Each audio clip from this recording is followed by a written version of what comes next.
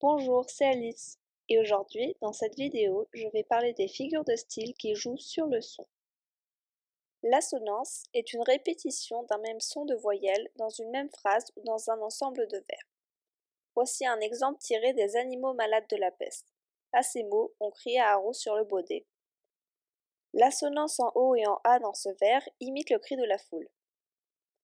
L'allitération est une répétition d'un même son de consonne dans une même phrase ou dans un ensemble de vers. Voici un exemple aussi tiré des Animaux malades de la peste. Un mal qui répand la terreur, mal que le ciel en sa fureur inventa pour punir les crimes de la terre. Nous avons donc ici une allitération en R qui crée un effet de dureté et qui est donc là pour accentuer la dureté de la peste. Je vais maintenant vous parler des effets produits par l'allitération et l'assonance. Il faut savoir que les assonances et allitérations sont souvent utilisées pour créer des effets similaires, cependant, l'effet créé est toujours propre au texte. Premièrement, l'auteur pourra avoir recours aux assonances et aux allitérations pour créer une musicalité et souligner les temps forts du texte. L'allitération et l'assonance permettent également de créer des effets de rythme. Souvent, l'allitération et l'assonance servent à produire un effet d'harmonie imitative, c'est-à-dire que le son produit cherche à imiter le son dont l'auteur parle. Par exemple, en automne, feuille à feuille, les feuilles qu'on foule. L'allitération en F évoque le bruit des feuilles mortes sous le pas, ou encore le bruissement du vent dans les feuilles. Souvent également, les sonorités produites cherchent à créer un effet pour illustrer ce dont l'auteur parle et le présenter de façon plutôt positive ou négative. On retrouve par exemple la sensualité de l'allitération en S dans « Cependant, Clémence achevait son croupion, le suçait avec un gloussement des lèvres ». Dans la citation « Un bruit sourd frappe les sourds échos », l'assonance en OU et en O évoque des sons étouffés et inquiétants.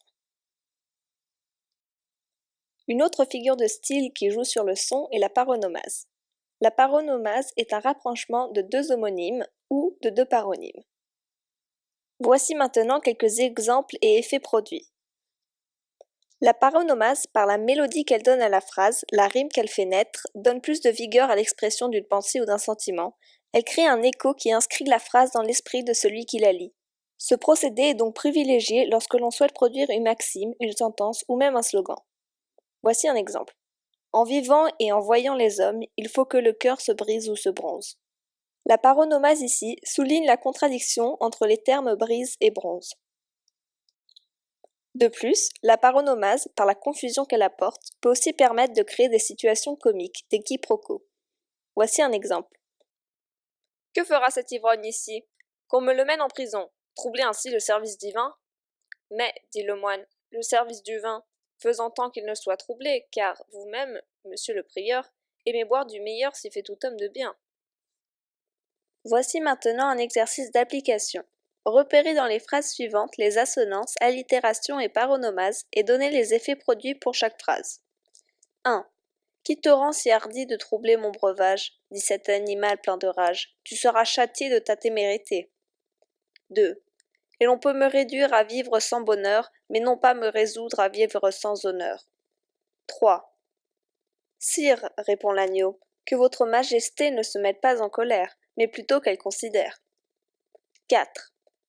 Les sanglots longs des violons de l'automne blessent mon cœur d'une langueur monotone. 5. Pour qui sont ces serpents qui sifflent sur vos têtes?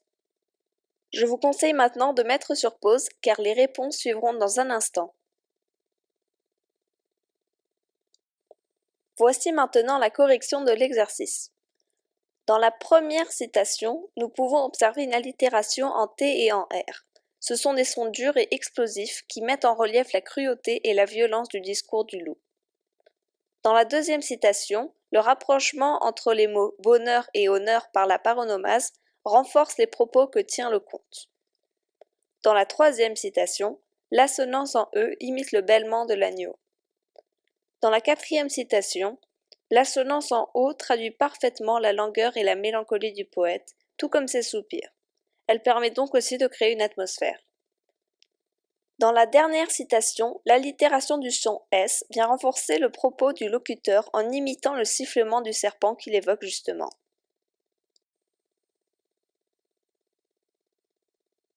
C'est tout pour cette vidéo, j'espère qu'elle vous aura plu et qu'elle vous aura été très utile.